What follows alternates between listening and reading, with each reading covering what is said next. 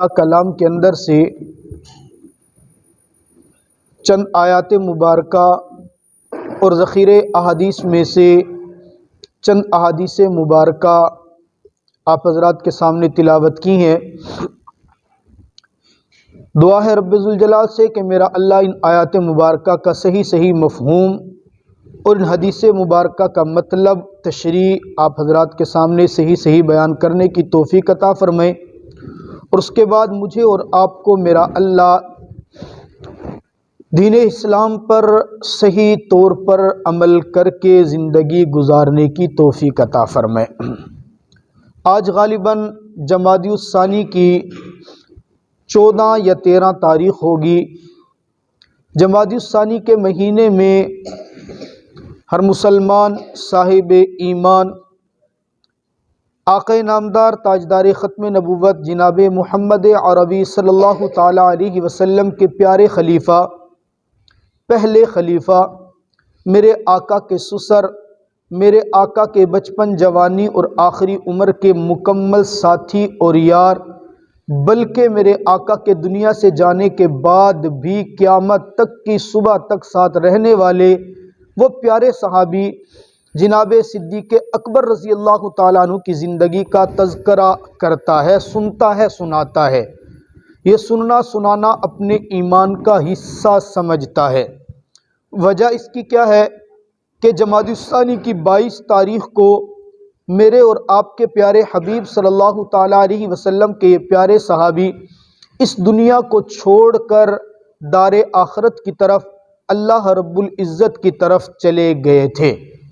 آپ دیکھیے جناب نبی کریم صلی اللہ تعالیٰ علیہ وسلم اپنے اس پیارے صحابی سے بے شمار محبت کیا کرتے تھے۔ محبت کی علامت کا اندازہ آپ یہاں سے کر لیں کہ میرے آقا کی ذخیرے احادیث کا اگر آپ مطالعہ کریں گے، میرے آقا نے اپنے الفاظ میں اپنے کلام کے اعتبار سے صحابہ کرام رضوان اللہ تعالیٰ علیہم اجمعین کی شان میں جو الفاظ کہے ہیں، احادیث بیان کیے ہیں، محدثین نے ان احادیث کو جمع کیا ہے۔ وہ احادیث مبارکہ جو صرف اور صرف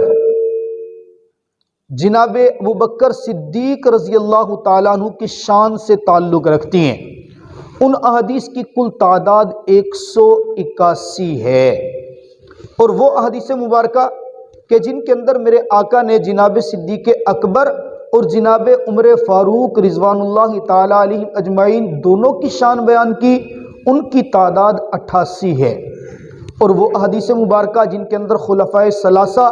یعنی جناب ابوبکر صدیق، جناب عمر فاروق، جناب عثمان غنی رضی اللہ تعالیٰ عنہ کی شان بیان کی،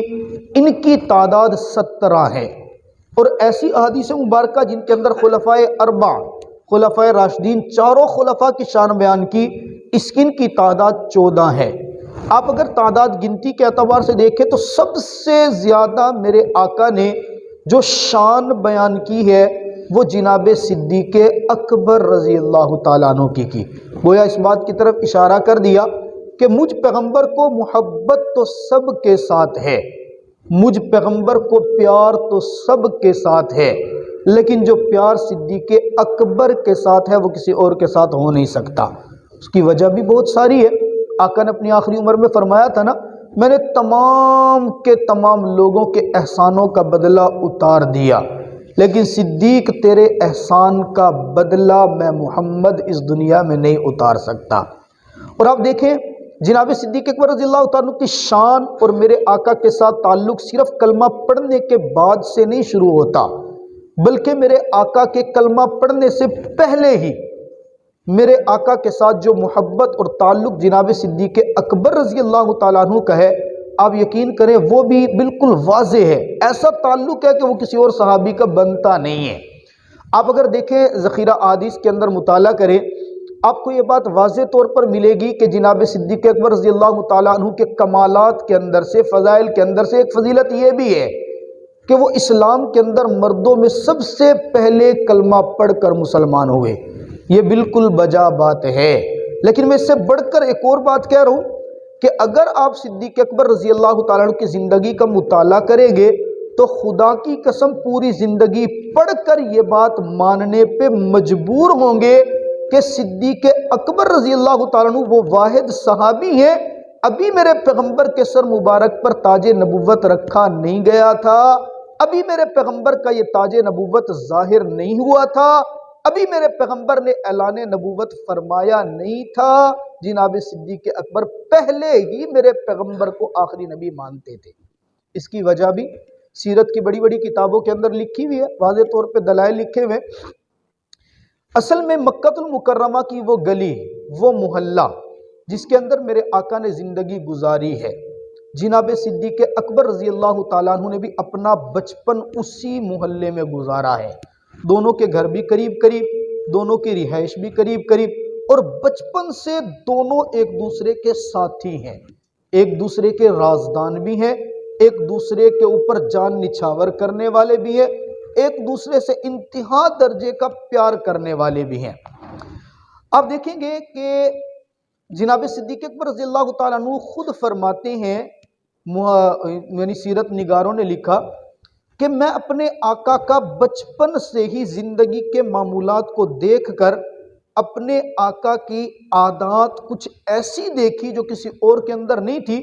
ان عادات کی وجہ سے میں اپنے آقا سے زمانہ اسلام سے پہلے متاثر تھا اور حد درجے متاثر تھا۔ عرب کے اندر ایک بہت بڑی جنگ تھی جس کو حرب فجار کہا جاتا ہے، زمانہ جاہلیت تھا، چھوٹی چھوٹی باتوں کے اوپر جنگ شروع ہوتی تو پھر دور تک جاتی۔ اس جنگ کو ختم کرنے کے لیے مکہ کی دھرتی کے اوپر چند نوجوانوں نے ایک کمیٹی قائم کی،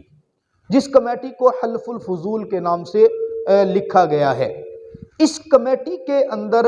جو نوجوان تھے، ان نوجوانوں کے اندر سر فہرست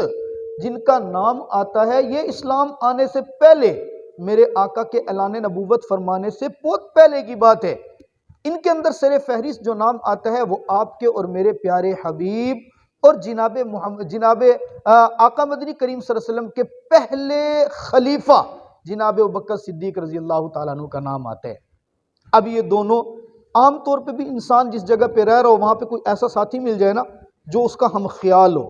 ہم ذہن ہو، دونوں کا ذہن ایک جیسا ہو، دونوں کا مزاج ایک جیسا ہو، انسان کو بڑی راحت ملتی ہے، بڑی خوشی ملتی ہے کہ چلو میرا ہم خیال، میرا ہم ذہن، میرا ہم مشن، میرا ہم سوچ کوئی بندہ مل گیا۔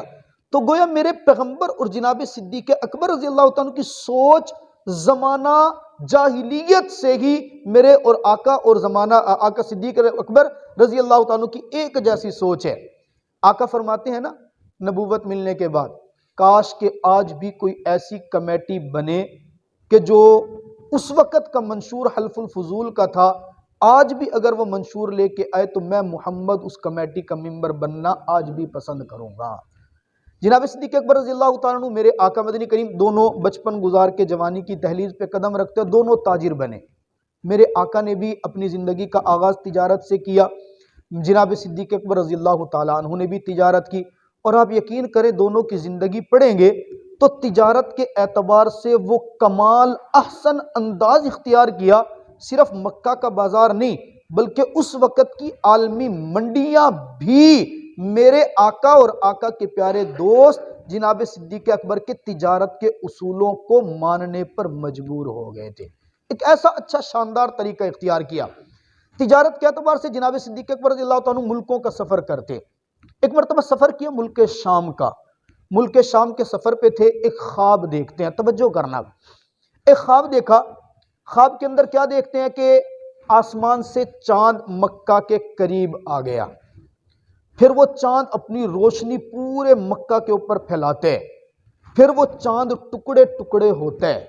اس کا ایک ایک ٹکڑا مکہ کے تمام گھروں میں جاتے ہیں، کسی گھر کے اندر فوراً چلا گیا، کسی میں ٹھہر کے گیا، وہ ٹکڑا روشنی کا اور چاند کا مکہ کے سارے گھروں میں گیا۔ تھوڑی دیر کے بعد دیکھتا ہوں کہ پھر وہ چاند دوبارہ سمٹتا ہے، وہ سارے ٹکڑے اکٹھے ہوتے ہیں، چاند مکمل ہوتا ہے اور مجھ صدیق کی جھولی کے اندر آ جاتا ہے۔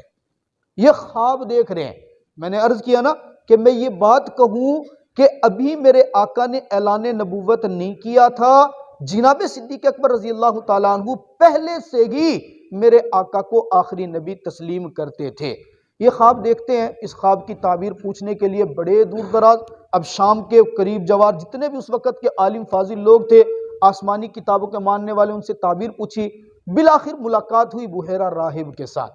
بحیرہ راہب کو جا کر اپنے خواب کی تعبیر بتائی، خواب کی تعبیر پوچھی، پورا خواب سنایا کہ میں نے دیکھا کہ آسمان پہ چاند چمک رہے، اور وہ چاند چمکتا چمکتا مکہ کی دھرتی کے قریب آیا، پھر وہ ٹکڑے ٹکڑے ہوتا ہے، اس کے سارے ٹکڑے مکہ کے گھروں میں جاتے ہیں، پھر وہ دوبارہ جمع ہوتا ہے اور میری جھولی میں آ جاتے ہیں۔ بحیرہ یوں بیٹھ کر سن رہے، سنتے سنتے یوں آنکھ اٹھا کر جناب صدیق اکبر رضی اللہ تعالیٰ عنہ کی طرف دیکھتا ہے، غور سے دیکھ کے کہتا ہے، صدیق اگر تیرا خواب واقعی سچا ہے، تو نے یہ واقعتاً خواب دیکھا ہے اور تو ایسے ہی بیان کر رہے، تو اس کی تعبیر یہ بنتی ہے وہ آخری پیغمبر جس کی نشانیاں ہم نے کتابوں میں پڑھی، جس کی نشانیاں ہم نے تورات، زبور، انجیل میں پڑھی، وہ ان قریب مکہ کی دھرتی پہ ابھرنے والا ہے۔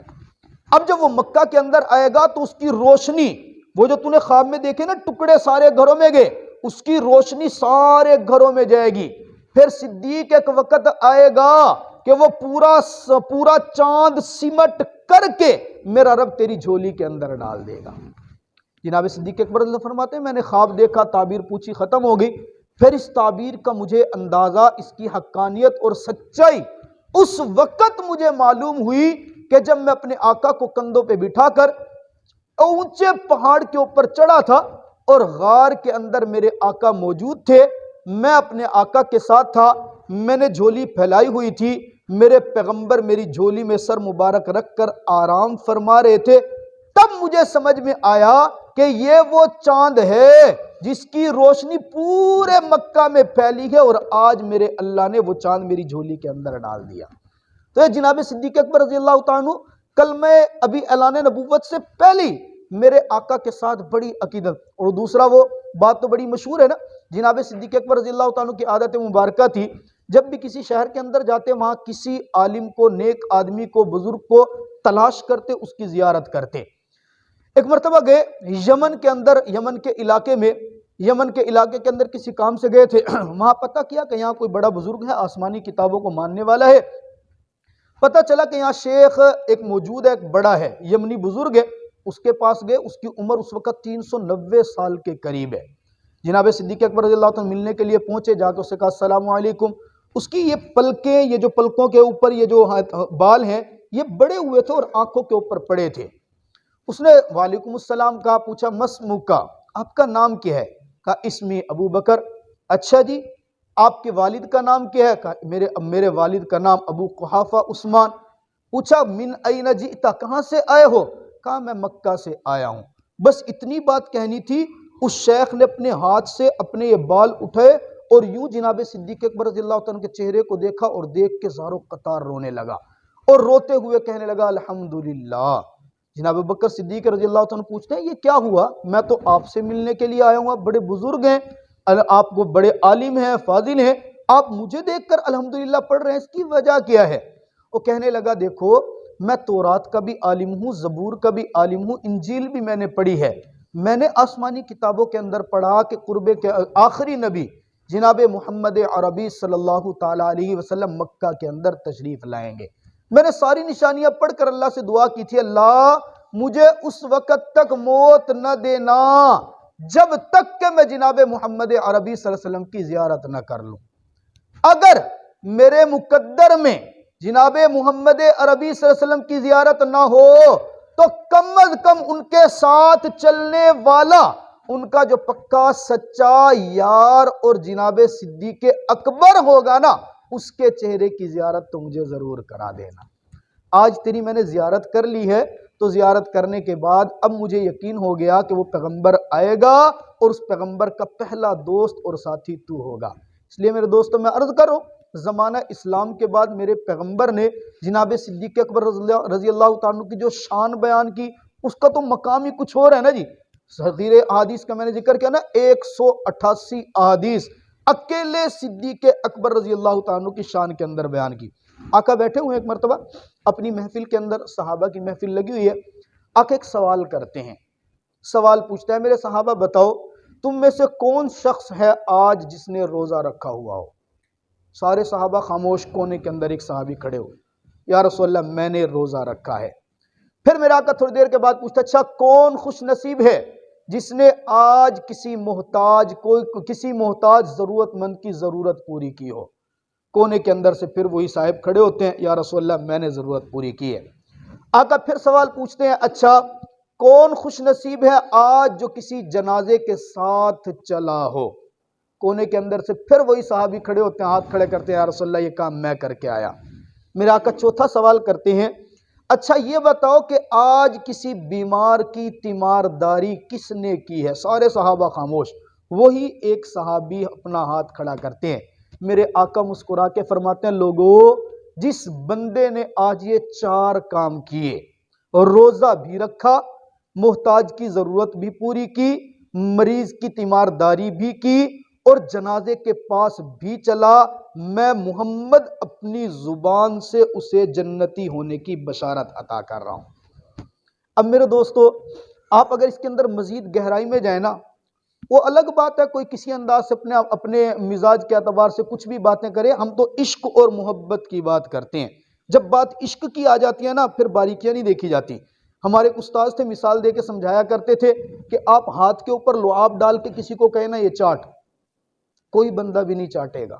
آپ اس کو کتنا مرضی انعام دے لو، لیکن جب بات عشق اور محبت کی آتی ہے نا، تو پھر بندہ محبت میں اپنی بیوی کی زبان بھی چوستا ہے۔ اور یہ حدیث سے ثابت ہے، میرے پیغمبر نے میرے امی عائشہ صدیقہ رضی اللہ تعالیٰ کی زبان مبارک کو چوسا ہے، پورا واقعہ لکھا۔ مباشرت کی بات کرتے ہوئے میرے آقا اما عائشہ صدیقہ رضی اللہ تعالیٰ کی زبان مبارک کو چوستے تھے۔ اب ذرا سوچیں کہ زبان کے اوپر لعاب ہی ہوتا ہے، وہ بندہ ویسے لعاب، وہ جب عشق کی بات آئی تو پھر لعاب سے کراہت نہیں ہوئی، اور جب عشق نہیں ہے لعاب کو ہاتھ پہ نکال دو، اس کو کوئی بھی نہیں کرے گا۔ اس لیے جب ہمارے دل میں محبت، عشق صدیق کا اور صدیق کے پیغمبر کا ہوگا نا، خدا کی قسم پھر ہمیں زبان سے کہنا پڑے گا کہ میرے پیغمبر کا سب سے پکا سچا ساتھ نبھانے والا اگر کوئی ہے، ان 4 سوالوں کا جواب دینے والا، اس روز روزہ رکھنے والا اگر کوئی تھا تو وہ صدیق اکبر تھا۔ محتاج کی ضرورت پوری کرنے والا اگر کوئی تھا تو وہ صدیق اکبر تھا۔ مریض کی تیمارداری کرنے والا اگر کوئی تھا تو وہ صدیق اکبر تھا۔ جس میں 4 باتیں پائی گئی، میرے پیغمبر نے اس کو جنتی ہونے کی بشارت دے دی۔ تو اس کو خلیفہ اول مان یا نہ مان، میرا ایمان کہتا ہے جس کو پیغمبر جنتی ہونے کی بشارت دے، اس کو جنت میں جانے سے کوئی روک نہیں سکتا۔ اللہ تعالیٰ مجھے اور آپ کو سمجھ